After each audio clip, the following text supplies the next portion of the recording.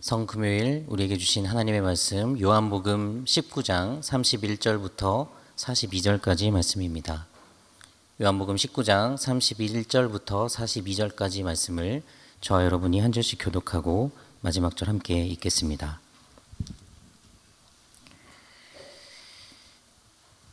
이날은 준비일이라.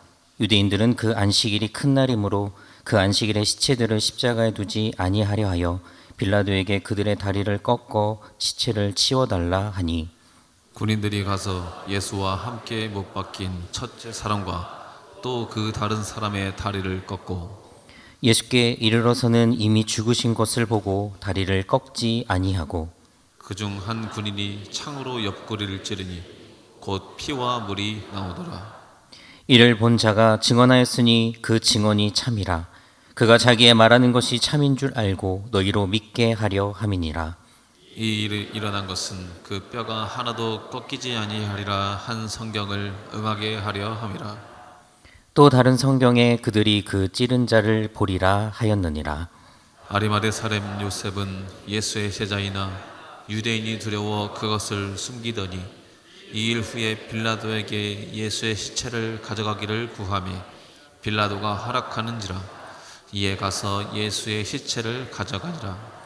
일찍이 예수께 밤에 찾아왔던 니고데모도 모략과 침향 섞은 것을 100리트라쯤 가지고 온지라. 이에 예수의 시체를 가져다가 유대인의 장례 법대로 그 향품과 함께 세마포로 쌌더라.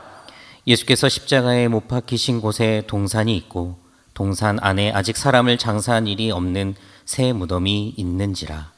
이날은 유대인의 준비일이요 또 무덤이 가까운 고로 예수를 거기 두니라. 아멘. 내가 준비하리라. 내가 준비하리라. 오늘 성금요일로 하나님께 예배를 드립니다. 예수님이 십자가에 달려 운명하신 날 저녁입니다. 예수님의 죽으심과 부활 사이에 거룩한 침묵의 시간이 시작되었습니다. 금요일 오후부터 주일 아침까지 날수로는 3일이요 또 시간상으로는 하루 반 정도 되는 시간이 흘러갑니다. 너무나도 갑작스럽게 준비 없이 찾아온 어둠의 시간, 침묵의 시간이 제자들에게는 얼마나 괴로운 시간이었을까요? 3년을 따르던 제자들 입장에서는 얼마나 큰 충격으로 가득 찬 혼돈의 시간이었을까? 제자들이 이틀 전부터 목격한 긴박한 장면들은요, 너무나도 끔찍하고 두려웠습니다. 당시 성전을 대표하는 종교 지도자들이 스승인 예수를 이단으로 정죄하고 반역자로 몰아서 처참하게 십자가에서 처형을 했습니다. 제자들은 어땠을까요? 희망은 사라지고 사느냐 죽느냐의 절체절명의 위기 앞에 서게 됩니다. 혹시 우리 중에 이런 질문을 갖는 분이 있는지 모르겠습니다. 3일 후면 부활하는데 3일만 좀 참지 그래? 3일만 참으면 되는 거 아닌가? 그렇게 생각하신 분 혹시 계십니까? 여러분, 우리는 부활을 잘 알고 있지만 3일 뒤면 예수님께서 부활할 것을 잘 알고 있지만 제자들에게 십자가의 죽음은요 상상할 수 없는 일이었습니다. 이전에 예수님께서 내가 죽고 3일 만에 부활하겠다라고 말씀하시긴 했지만 실제 제자들은요 갑자기 십자가에서 그렇게 돌아가실 줄은 상상도 못했습니다. 공감복음을 보아도 예수님이 말씀하신 그 이후에도 그 순환 예고를 하신 이후에도 누가 더 큰 자냐, 더 큰 자리 얻으려고 제자들이 다투는 그 모습을 보게 됩니다. 예수님의 이런 죽음을 전혀 감을 잡지 못하고 있었던 것이죠. 그런 의미로 볼 때 예수님의 이 죽음은 예수님을 주님으로 따르던 모든 자들에게 충격적인 일이 뿐만 아니라 십자가 이후의 이 시간은요 정말 괴로운 침묵의 시간이 아닐 수 없었습니다. 그런데 이 침묵은 어둠 속으로 사라져버리는 그냥 마냥 어두운 침묵만은 아니었죠. 마치 인류 역사가 책장의 앞장에서 뒷장으로 넘어가는 이 찰나의 순간처럼 완전히 또 다른 새로운 세상이 잉태되는 시간이 시작되고 있었습니다. 요한복음은 특별히 이러한 긴장되는 이 시간, 긴장되는 이 침묵의 시간을 아주 집중적으로 조명해 주고 있습니다.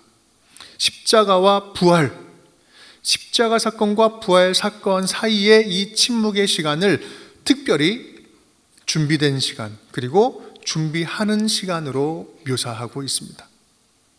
예수님이 돌아가신 날에 대한 이 대표적인 표현과 단어부터 아주 의미심장하게 이야기를 하고 있습니다. 우리가 함께 읽은 말씀의 제일 첫 번째 말씀과 제일 마지막에 있는 말씀이 동일한 단어가 등장하고 있어요. 이 날은 어떤 날이라고요? 준비일이다. 또 42절 말씀, 이 날은 유대인의 준비일이요. 지금 이 본문 말씀이 준비일이라는 사실을 앞과 뒤에서 설명을 해주고 있습니다. 준비일이다. 지금 어떤 내용이 담겨져 있기에 강조를 하고 있는 것일까? 이 영적인 관점에서 어떤 준비를 말하고 있는 것일까? 우리 함께 읽어볼까요? 하나님이 치밀하게 준비하신 십자가였습니다. 하나님이 치밀하게 준비하신 십자가였다. 여기서 이 본문 말씀을 쭉 보면 큰 날을 준비하는 날이다라고 말하고 있는데요. 여기서 본문에서 말하고 있는 이 큰 날이라고 하는 것이 그렇다면 도대체 어떤 날일까? 여기서 큰 날이라고 하는 것은요, 이 날이 안식일이면서 동시에 유월절인 날을 의미합니다. 매 7일마다 안식일이 돌아오죠. 근데 1년에 한 번 돌아오는 유월절이 이 안식일과 딱 겹치는 날이, 겹치는 해가 바로 그때였다는 거예요. 안식일도 중요한 날인데 1년 중에 가장 중요한 절기인 유월절 1월 14일이 겹치는 거예요. 안식일을 준비하면서 동시에 유월절도 준비하는 그 바로 준비일, 그 전날이었다라는 거죠. 이 날이 강조되는 이유는 무엇일까? 이 날이 중요한 이유는 무엇일까요? 이 날 뭘 해요? 유월절을 준비하는 거죠. 유월절 어린 양을 잡는 날이 바로 전날이었던 거예요. 예수님이 그 준비일에 유월절 어린 양의 제물, 어린 양 제물이 되어서 십자가에 달려 돌아가신 것입니다.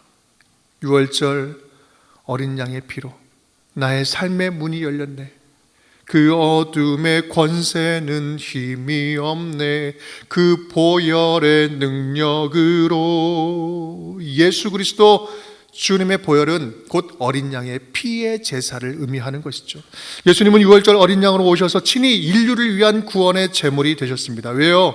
죄로 죽어야 할 우리를 대신 당신께서 죽으심으로 말미암아 우리 대신에 모든 죄값을 다 소멸하시고 우리를 완전하게 속죄하기 위해서 주님께서 대신 돌아가셨다라는 것이죠. 세례 요한이 한 말 아닙니까? 보라, 세상 죄를 지고 가는 어린 양이로다. 어린 양이로다.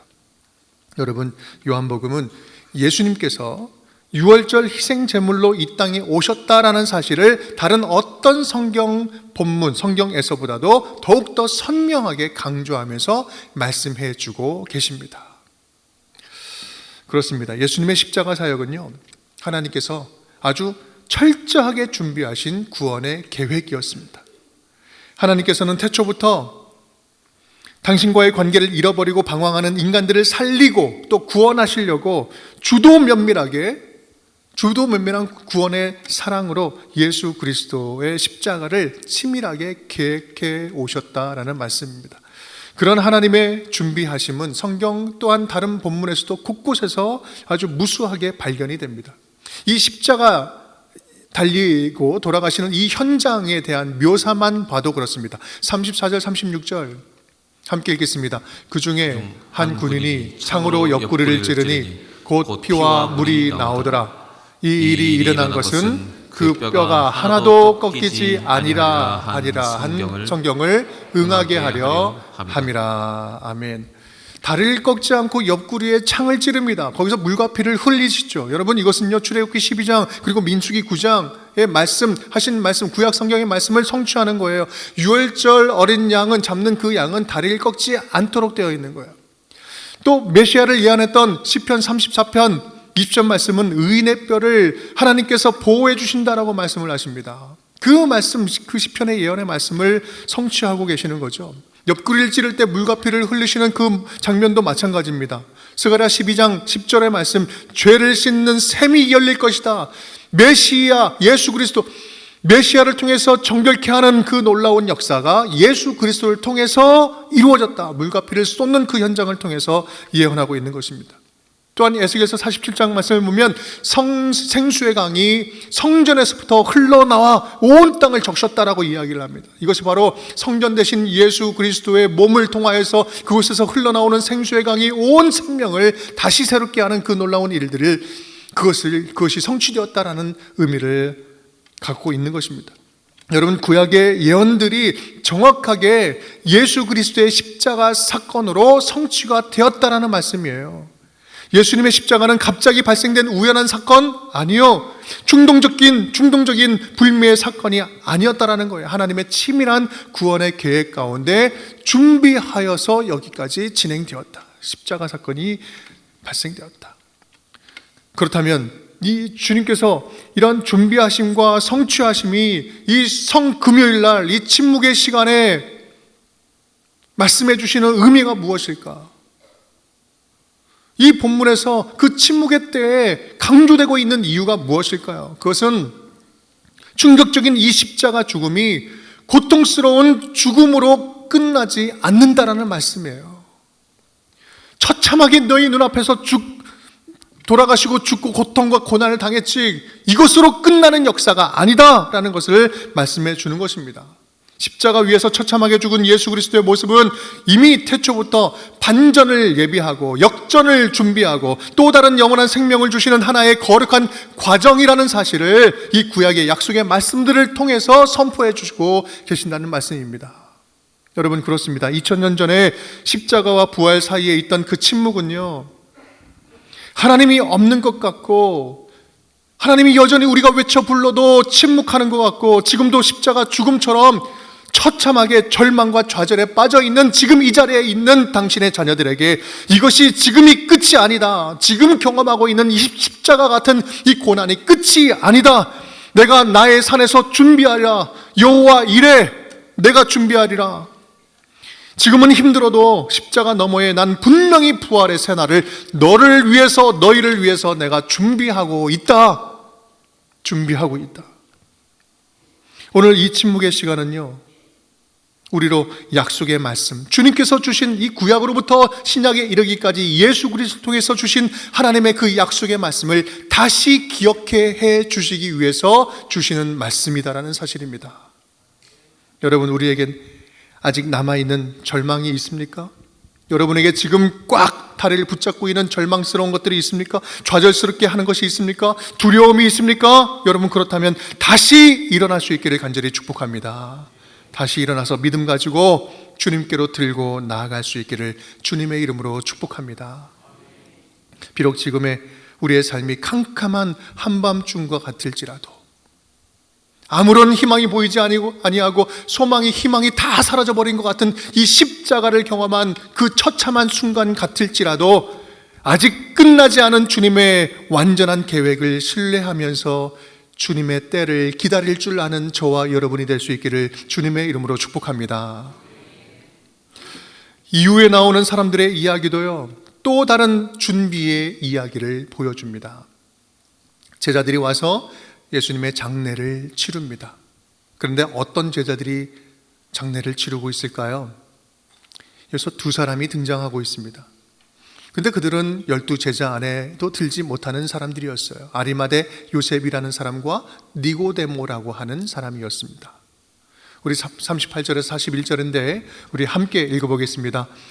아리마대 사람 요셉은 예수의 제자이나 유대인이 두려워 그것을 숨기더니 2일 후에 빌라도에게 예수의 시체를 가져다기를 구하매 빌라도가 허락하는지라. 이에 가서 예수의 시체를 가져가니라. 일찍이 예수께 밤에 찾아왔던 니고데모도 몰약과 침향 섞은 것을 100리트라쯤 가지고 온지라. 이에 예수의 시체를 가져다가 유대인의 장례 법대로 그 향품과 함께 세마포로 쌌더라. 예수께서 십자가에 못 박히신 곳에 동산이 있고 동산 안에 아직 사람을 장사한 일이 없는 새 무덤이 있는지라. 아멘. 실제로 예수님의 죽음은 갑작스러운 죽음이었습니다. 차분히 준비할 겨를도 없었고 물론 준비할 수 있는 상황도 아니었습니다. 그런데 오늘 예수님의 장례를 보면 마치 준비된 것처럼 유대인의 법대로 제대로 모든 일들이 진행이 됩니다. 어떻게 그럴 수 있었을까요? 하나님이 준비하신 제자들을 통해서 이루어집니다. 여러분, 장례를 치른다는 것은요, 예나 지금이나 굉장히 중요한 의미가 있습니다. 왜일까요? 그것은 장례는 사회적으로나 역사적으로나 생물학적으로나 한 사람이 이 땅에서의 삶을 마무리했다라는 것을 공식적으로 선언하는 것이기 때문에 그렇습니다. 이 장례는요, 예수님은 확실히 역사적으로 생물학적으로 태어났다가 이곳에서 반드시 분명히 죽었다, 곧 확실히 죽으셨다라는 이 말은요, 예수님께서 이후에 훗날 다시 사셨다라는 이 부활 역시 확실한 사실이다라는 사실을 반증하는, 이것을 강조하는 충분 조건이 되고 있는 것입니다. 확실하게 죽으셔야 확실하게 다시 살아나는 거 아니겠습니까? 하나님은 준비된 제자들을 통해서 확실한 부활의 증거를 준비하셨던 거예요. 우리 함께 읽어볼까요? 준비된 제자들이 예수님을 장례하였습니다. 여기에서 예수님의 장례를 섬기는 두 제자의 모습이 참으로 아름답습니다. 먼저 등장하는 사람, 아리마대 요셉이라고 하는 사람, 그 사람은 공의회원이었습니다. 사내들인 공회원이었어요. 최고의 종교의 권력 기구의 한 멤버였어요. 전에는 자기가 제자라는 사실을 어떻게 했다고요? 두려워가지고, 유대인들을 두려워서 그 사실을 숨겼다라고 이야기를 합니다. 그런데 이 장례를 하는 이 시점을 기점으로, 이것을 기점으로 그는 커밍아웃을 하고 있는 거예요. 가장 가까이 있는 12제자들도 두려워서 부인하고, 예수님 돌아가실 때 자기 살겠다고 도망치고 사라져버릴 때 아리마대 요셉은 그들의 도망치는 방향과 반대 방향으로 달려옵니다. 그래서 예수님의 시체로 나오는 거예요. 모두가 외면하고 모두가 다 버려버린 예수님의 시체로 다가가고 있는 거예요. 그는 자신이 가지고 있는 기득권 전부를 다 잃을 각오를 하고 예수님의 시체를 달라고 빌라도에게 요청을 합니다. 그리고 자기가 준비한 아무도 장사하지 않은 새 무덤에, 자기 무덤에 장사를 치르게 됩니다. 여러분, 아리마대 요셉은요, 12제자 부럽지 않게 정말 준비된 제자였습니다. 아니요, 오히려 12제자와는 비교할 수 없이 결정적일 때 믿음을 드러낸 정말 참된 준비된 제자였습니다. 니고데모는 어떻습니까? 니고데모도 마찬가지입니다. 비싼 향품을 가져와서 예수님의 그 시신을 닦는 그런 예식을 하게 되죠. 그 향품의 양이 100리트라쯤 되더라라고 이야기를 합니다. 이것이 어느 정도 되는 양일까? 지금으로 따지면 한 33kg 정도 된다고 합니다. 굉장히 비싼 향품이 33kg예요. 어마어마한 양입니다. 여러분, 그것은요, 당시 왕을 장례할 때 쓰는 분량 정도라고 이야기를 합니다. 예수님의 일생 가운데 가장 처참하고 가장 보잘것없고 가장 초라하고 가장 실속이 없는 그때에 예수님을 찾아볼 수 없을 그때에 예수님을 찾아와서 섬기고 있는 거예요. 가장 불편하고 가장 위험하고 가장 힘든 상황에 자신의 재산 전부를 거의 다 쏟아 놓으면서 아무도 알아주지 않는 장례 예식을 찾아와서 드리고 있는 거예요. 여러분, 무엇보다 자기가 속한 공동체에서 버림받을 각오, 왕따 당할 각오, 완전히 밀려나고 버림받을 각오를 하고 그도 제자임을 커밍아웃하고 있는 것입니다. 여러분, 얼마나 위대한 용기입니까? 얼마나 순수한 믿음입니까? 내가 무엇인가를 받을 수 있을 때 섬기는 것이 아니라 아무것도 발견할 수 없고 기대할 수 없는 그때에 참된 예수 그리스도를 왕으로 모시는 참된 믿음의 모습 아닙니까? 얼마나 조건 없는 믿음입니까? 여러분, 우리 믿음은 어떻습니까? 십자가 앞으로 얼마나 용기 있게 나오는 믿음입니까? 조금만이라도 손해보고 조금만이라도 위험하면 당장이라도 내 팔을 감추고 내 몸을 감추고 드러내지 않으려고 하는 나의 그러한 모습은 있지는 않습니까? 내가 무엇을 얻기 때문에, 무엇인가를 내가 복받기 때문에 믿는 것이 아니라 예수님만이 나의 왕이십니다. 당신의 어떤 모습인지 주님은 나를 구원하신 나의 왕이십니다. 나를 위해 물과 피를 다 흘리시고 십자가에서 나의 죄값을 대신해서 치르시고 처참하게 죽으시고 구원해 주신 그 자체만으로도 나는 주님을 따를 이유가 충분합니다. 그렇게 나아가는 순수한 믿음의 고백이 우리 가운데 살아 있습니까? 아리마대 요셉과 니고데모처럼 아무 조건 없이 예수님을 사랑하고 기념하고 있는가? 나는 아무런 조건 없이 주님을 왕으로 섬기고 있는가? 주인으로 섬기고 있는가? 믿음으로 나아가고 있는가? 아니면 절대로 내가 주님을 버리지 않겠습니다 라고 고백했던 베드로와 제자들처럼 자기 경험과 자기 감정에 매몰되어서 내가 얼마나 신앙생활을 오래 했는데, 얼마나 내가 지금 철저하게 잘 믿고 있는데, 신학적인 지식이 있는데, 자기 감정에 자기 경험에 매몰되어서 좋은 신앙이라고 착각하고 있다가 결정적인 순간에 주님을 모른다고 외면하고 떠나가는 연약한 믿음은 아니는지요? 여러분, 예수님의 장례를 목숨 걸고 끝까지 책임졌던, 가장 처참하고 가장 모시기 힘든 그때의 예수님을 모셨던 이 두 사람의 믿음을 기억할 수 있기를 간절히 축복합니다. 오늘 장례를 준비했던 이 준비된 두 사람의 믿음이 저와 여러분이 믿음이 되었으면 좋겠어요. 겉으로 보여지는 준비라고 준비가 아닙니다. 다른 사람 의식할 것 없이 어떤 상황 속에서도 그 연약한 믿음 차근차근 준비해 나가며 주님과 깊은 교제 속에서 보이지 않게 주님과의 신뢰를 쌓아가는 그런 믿음, 그러한 믿음이 우리에게 필요하지 않겠습니까? 당장에 뭔가를 급급하게 성과를 내려고 하는 믿음이 아니라 나의 믿음을 당당하게 드러내면서 난 절대로 주님 버리지 않겠다고 이렇게 자기 자신을 자신하는 믿음이 아니라 결정적일 때 주님을 부인하지 않고 목숨 걸고 예수 그리스도의 사역을 완성하고 끝까지 예수님의 사랑에 의리를 다하는 그러한 충성스러운 믿음이 되었으면 좋겠습니다. 그렇게 준비된 아리마대 요셉과 또 겸비된 니고데모들이 되어서 십자가의 주님을 기념하고 부활의 주님을 증거하는 준비된 주님의 제자들이 다 되실 수 있기를 주님의 이름으로 축복합니다. 이제 말씀을 마치겠습니다. 우리는 십자가와 부활 이 두 페이지 사이에 잠시 멈추어 있습니다. 하나님도 말씀하시기를 멈춘 침묵의 시간입니다. 십자가 그 고통, 당신의 아들 예수 그리스도 주님께서 죽으시는 그 모습, 그 십자가의 모습을 바라보시며 흘리신 눈물이 아직 마르지 아니하는 멈춤의 시간입니다. 모든 시간이 멈추고 모든 소망이 사라진 것 같은 어둠의 시간입니다. 하지만 이 시간마저도 하나님의 계획이었다라고 오늘 하나님께서는 말씀해 주십니다. 십자가에서 멈춰버리는 계획이 아니라 십자가를 넘어 부활을 맞이하는 영광의 계획이 아직 남아있다라고 말씀을 해주고 계십니다.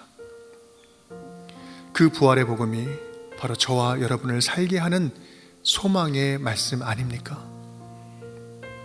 여러분, 3일이 지나면 충분한 때가 차게 되면 우리 예수님은 부활의 주님으로 우리에게 다시 찾아오실 것입니다.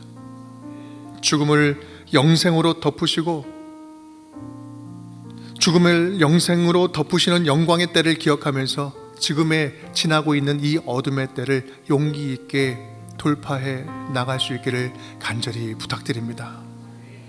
지금 이 시간에도 나를 위해서 회복의 날을 준비하고 계시는 우리 예수 그리스도를 생각하면서 더욱더 깊은 그 어둠 속에 들어가서 더욱더 찬란하게 빛나는 예수님을 만나고 묵상할 수 있기를 간절히 바랍니다. 그렇게 예수님의 부활하심을 우리도 참된 제자답게 준비하고 부활의 날을 맞이하면서 다시 한번 예전과는 다른 모습으로 주님과의 더욱더 친밀한 모습으로 주님과 더 가까워진 모습으로 함께 동행하며 승리해 나가는 참된 제자로 겸비해 나갈 수 있기를 주님의 이름으로 축복합니다.